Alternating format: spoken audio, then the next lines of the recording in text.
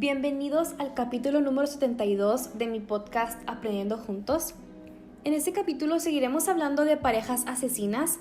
Si se escuchan algunos ruidos raros es porque no estoy en mi casa, es por eso que no he subido episodios esta semana, pero decidí grabarles uno. Así que si escuchan algún ruido extraño, puede ser que sea el aire, el refri, porque aquí nunca hay silencio total. Pero bueno, vamos a estar hablando de Ian Brady y Myra Hindley, los asesinos de los bosques de Moors. Este caso es la patética demostración de la influencia nociva que puede llegar a tener un sujeto sobre otro en una relación sentimental. Ian, con sus ideas dementes de poder, destruyó la conciencia de la puritana Myra y la convirtió en cómplice de 5 horribles crímenes. Myra cedió a la manipulación y por consiguiente a permitir que su propia maldad la dominara. Como en una típica historia de amor, Myra Hindley, joven puritana de 19 años, aburrida de los hombres mediocres, conoció al amor de su vida gracias al destino. En 1962, ella era una muchacha de clase media de Manchester, preocupada por su aspecto y por encontrar un buen hombre como esposo. Era inteligente y había estudiado en la Ryder Broad Secondary Modern School, donde era considerada una buena alumna, atleta, buena redactora y responsable. Todos los sujetos que cruzaban por su vida eran un verdadero fiasco, hasta que por fin apareció el para ella magnífico Ian Brady, motociclista vestido a lo Elvis, dispuesto a desafiar al mundo con su arrogancia. El lugar del encuentro fue en una empresa de transporte de mercancía. Ian organizaba los despachos y Myra era mecanógrafa. El destino tendió una de sus trampas y reunió al hermoso cruel con la bella ingenua, desatando un nuevo episodio del eterno combate entre el bien y el mal para confirmar el fastidioso triunfo del mal.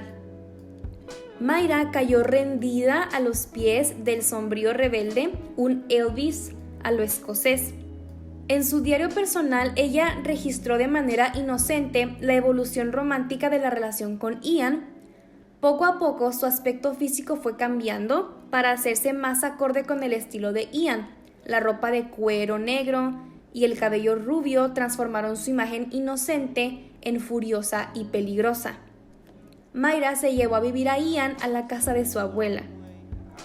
La obsesión de Ian con el mundo nazi pronto invadió la esfera mental de Myra. Creyó ver en la cruel pseudofilosofía política de su novio una verdad nunca revelada. Después de presentarle a Hitler, Ian trajo a la vida de Myra al ilustre marqués de Sade, que con el tiempo se convertiría en su guía sexual de cabecera de la pareja. Myra consideraba a Ian un iluminado, si lo podríamos decir así. Por él creyó entender que Dios había muerto. Y que en la crueldad y la maldad estaban las únicas verdades del hombre. Después de leer Mi lucha y otros libros sobre el exterminio judío, Myra estaba lista para el paso siguiente.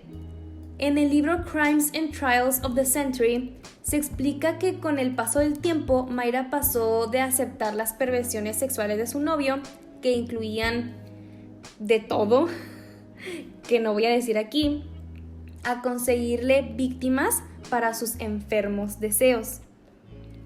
Ya no quedaba mucho de la buena Myra del pasado, así que, aunque un poco temerosa, pronto encontró víctimas para el proyecto homicida de su amado.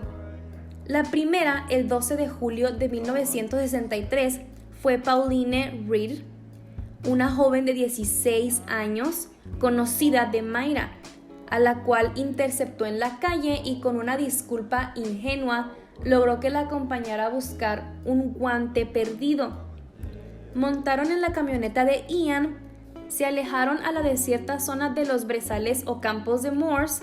Ahí, Ian procedió a abusar sexualmente de ella y luego a estrangular a la joven. El 23 de noviembre, Ian mató a John Kilbride, de 12 años, igualmente engañado por Mayra. Enterraron su cuerpo en los campos de Moors, cerca a la anterior víctima. 7 meses después, en junio, vino el asesinato de Keith Bennett, de 12 años, y 6 meses después, el más horripilante de todos, el de Leslie Ann Downey, de apenas 10 años.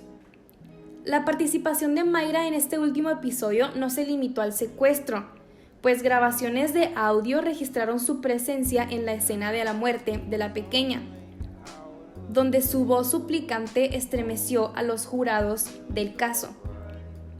Los asesinos también tomaron fotos escalofriantes antes de matarla.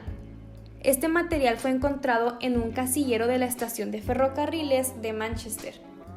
En 1964, Ian quiso agregar a su grupo a David Smith, casado recientemente con la hermana de Mayra. Smith, de apenas 16 años, se dejó influir rápidamente por las ideas destructivas de Ian.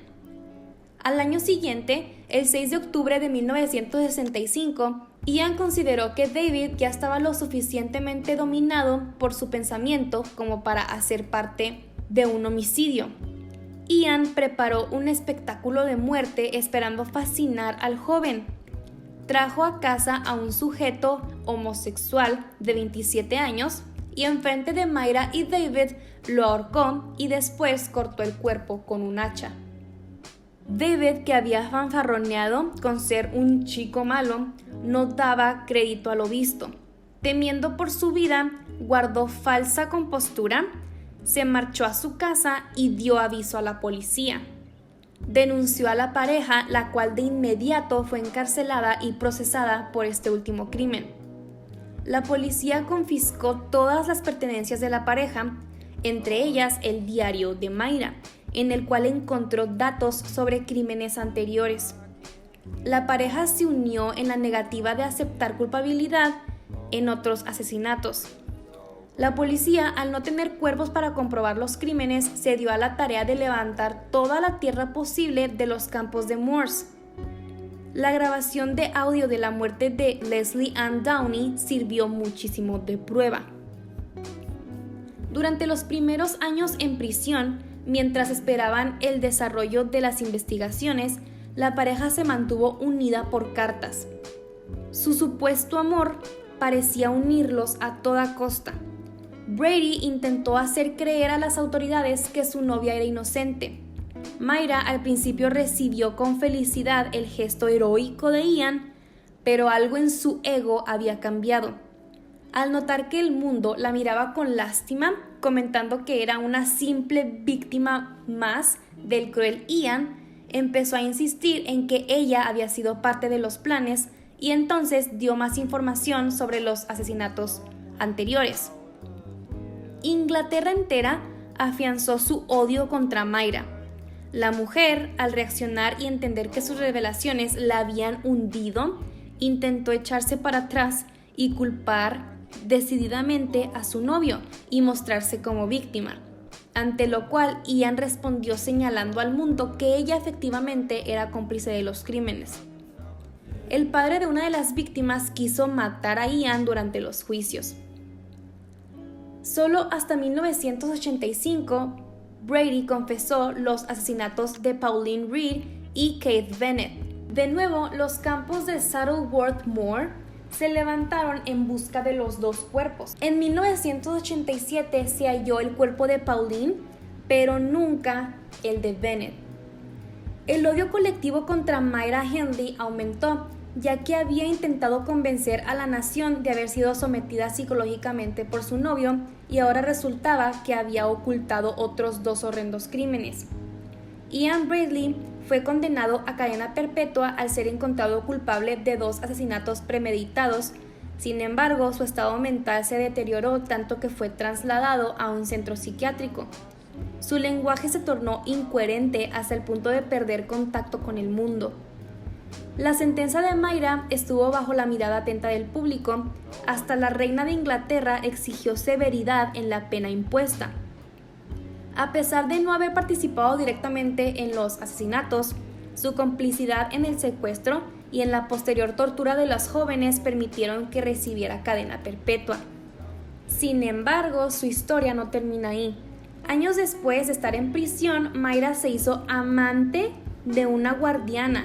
Llegaron a tener contactos sexuales y casi logra escapar con la ayuda de esta. En 1985, tras 19 años en prisión, Ian fue declarado mentalmente insano y enviado al hospital psiquiátrico de Broadmoor. Actualmente se encuentra en el hospital de Ashworth, Liverpool, Merseyside, Inglaterra. Ha intentado suicidarse varias veces e incluso ha hecho huelgas de hambre. Hasta el final de sus días, Mayra insistió en su inocencia y en la absurda influencia de Ian en su vida, siempre a la espera de quedar en libertad. Murió como consecuencia de una enfermedad pulmonar a la edad de 64 años.